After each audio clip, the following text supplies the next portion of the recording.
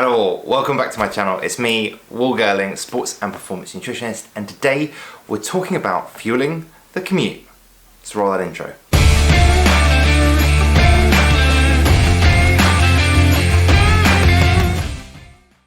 That's right, today we're talking about fueling the commute. And I'm going to give you in my top five tips for fueling your commute. So I'm going to break it down really quick, really concise for you guys to easily access that information to help you on your day.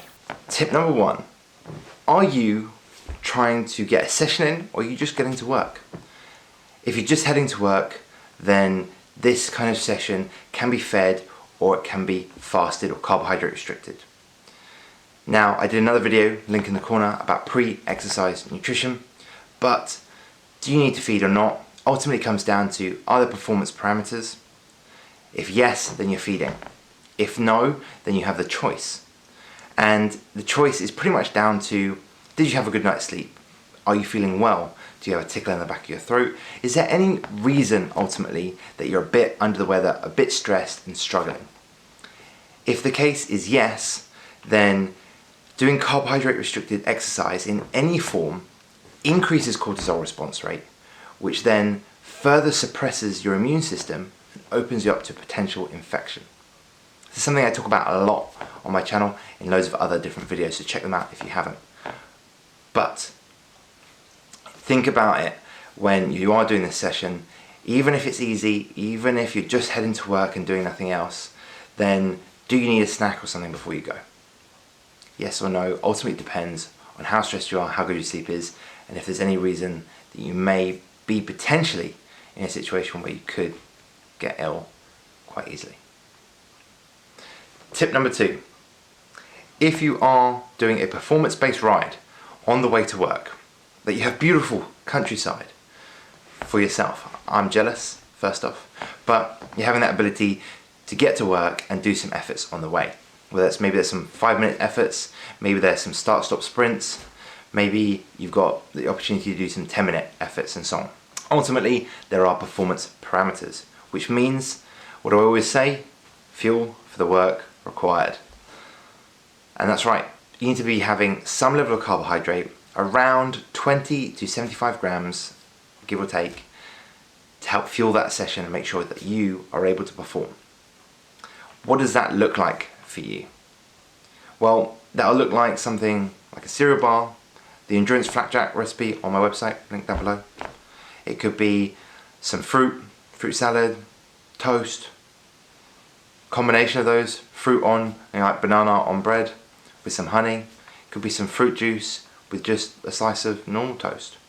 It could be cereal bar, granola bar, things like this. All of those fit into that and allow you to bring up blood glucose levels and to help perform for the exercise. So one, you're not getting that immunosuppression, but also after sleeping, liver glycogen is depleted by about 40%, and that you need to replace that to be able to maintain blood glucose levels and perform high intensity level exercise and get the most out of that session. You may be able to perform it fasted, but are you going to get to work feeling as fresh and as energized as if you hadn't?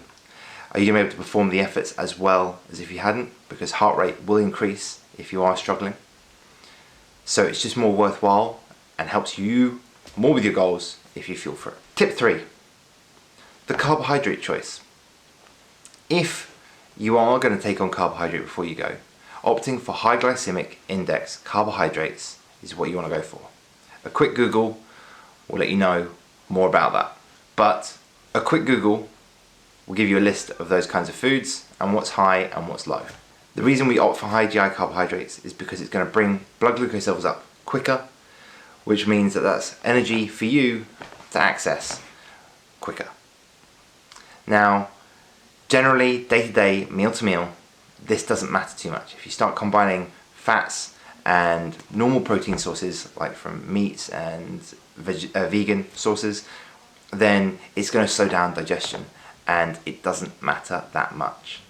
But if you're only having carbohydrate before a session on its own, then it does play a big role.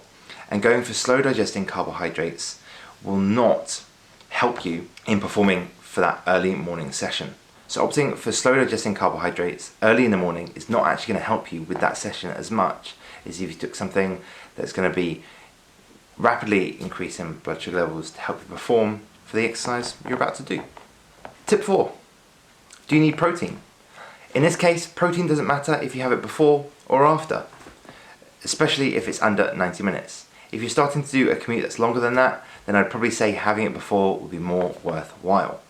But if it's under 90 minutes, then having it before or after doesn't matter. It's whatever's better and more accessible for you to have. So if you can take it to work, or there's something there that you can have when you get to work, like a canteen or a supermarket that you know will have what you need, then fine, get it at work. But if that's going to be tough and a struggle for you, then having it before you go will probably be more ideal and help you with that protein intake to make sure that you are going to recover from that session. And you'll recover exactly the same as if you had it before or after the session. The one thing to remember though is if you are having it before the session, if it is not a faster digesting protein like a whey protein or a whey protein mixed with some yogurt or something like this, and you're having something like eggs which has fat, then that will slow down digestion and slow down the absorption of the carbohydrate you're having before if you are having it. Now obviously, if you aren't going to have any carbohydrate, you still have the choice of having protein before or afterwards. It's completely up to you, and once again, in relation to what's time efficient. Tip 5. Caffeine will speed up the absorption of carbohydrate. So having your at-home French press or your Nespresso machine or whatever you have, if you want to have a quick cup of java, it will go along with that carbohydrate. It will speed up the absorption of it and get it into your system a bit quicker. And that's ideal. And I think a lot of you will probably be doing that anyway, but now you've got a reason, so enjoy it.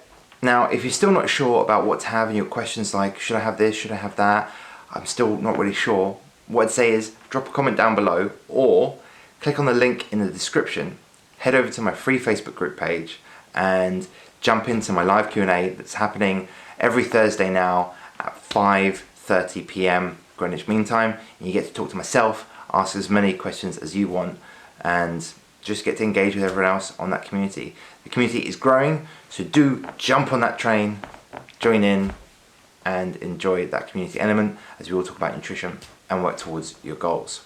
And obviously you can always drop me a message. As always guys, fuel for the work required. Hit that subscribe button, share this with your friends that also commute to work or intend to commute to work once lockdown is over. And as always, I'll see you in the next video. Bye.